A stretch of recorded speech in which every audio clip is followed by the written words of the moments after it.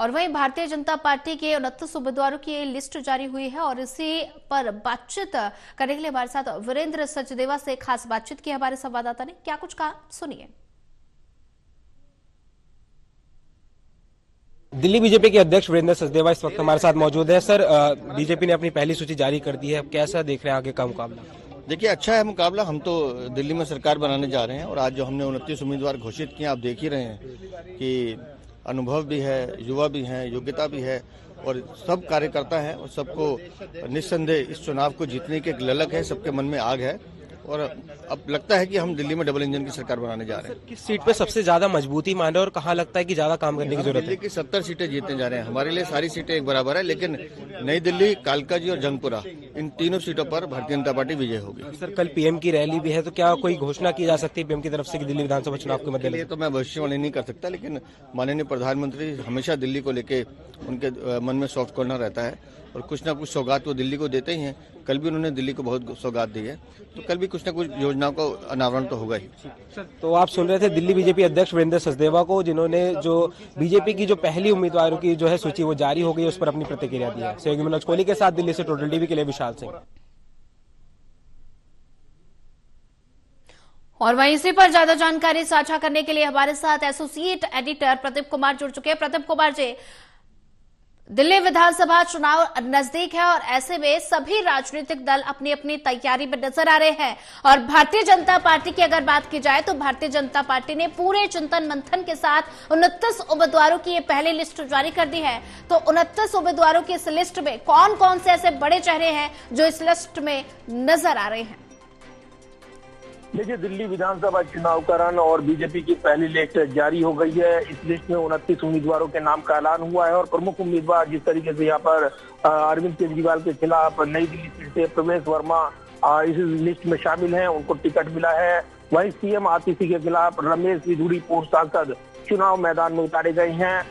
Jangpura seat पर पूर्व उप मुख्यमंत्री मनीष सिसोदिया के खिलाफ तरविंदर सिंह मारवा जो कांग्रेस से बीजेपी में शामिल हुए, उनको टिकट मिला है। यानी इस सीट पर भी एक बड़ा मुकाबला देखने को मिलेगा। अन्य सीट भी काफी प्रमुख रहेंगी। कई ऐसे नेता जो दूसरी पार्टी छोड़कर बीजेपी में शामिल हुए, उनको टिकट मिले हैं। सबसे प्रमुख चेहरा इसमें कैलाश गहलोत को टिकट मिला है। बिजवासन सीट से उनको चुनाव मैदान में उतारा गया है।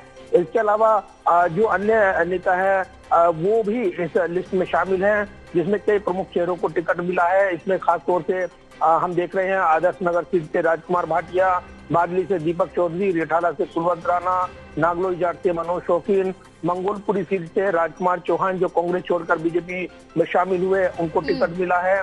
रोहिणी सीट से विजेंद्र गुप्ता चुनाव मैदान में उतारे गए हैं। शालीमार बाग से रेखा गुप्ता, मॉडल टाउन से अशोक गोयल, करोल बाग से जो बीजेपी के महामंत्री दुष्यंत कुमार गौतम, उनको टिकट मिला है। ये एक नाम काफी प्रमुख तौर पर इसलिए भी क्योंकि अनुभव के साथ उनको यहाँ पर वरीयता दी गई है और इसलिए करोल बाग से दुष्यंत कुमार गौतम को टिकट मिला है। पटेल नगर से राजकुमार आनंद जो आप पार्टी छोड़कर आए थे, उनको टिकट मिला है। राजौरी गार्डन से सरदार मनजीत सिंह सिरसा, उनको टिकट मिला है, चुनाव मैदान में उतारे गए हैं। जनकपुरी से आशीष सूद का नाम है।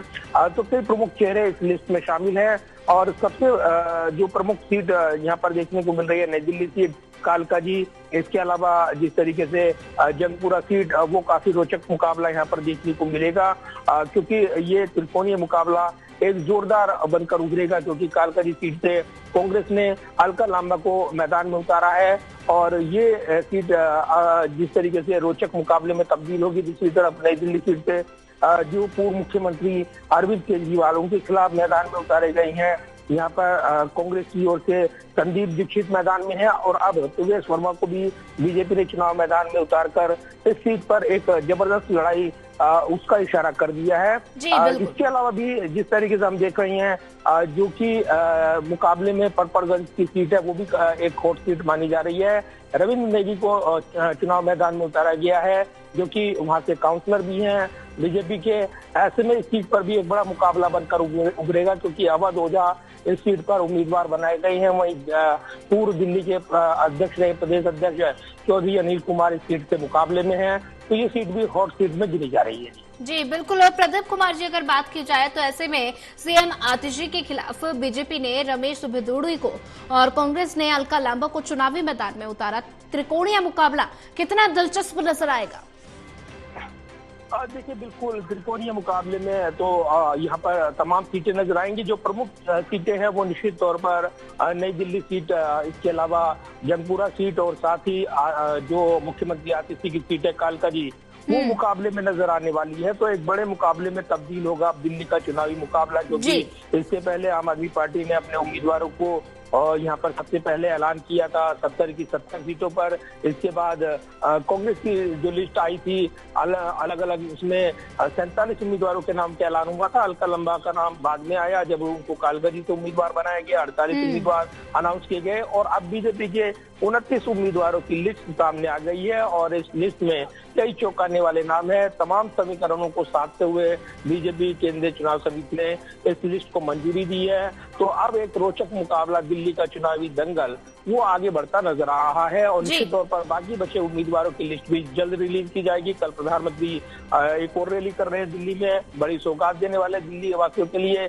बड़े हमले उन्होंने बोले हैं पिछली रैली में, तो माना जा रहा है उन हमलों को आगे बढ़ाते हुए प्रधानमंत्री एक जोरदार एक और भाषण देते नजर आएंगे। जबकि सामूहिक नेतृत्व में चुनाव बीजेपी लड़ती नजर आएगी। सीएम फेस नहीं दिया गया है, लेकिन परोक्ष रूप से यहाँ पर एक मैसेज जरूर है।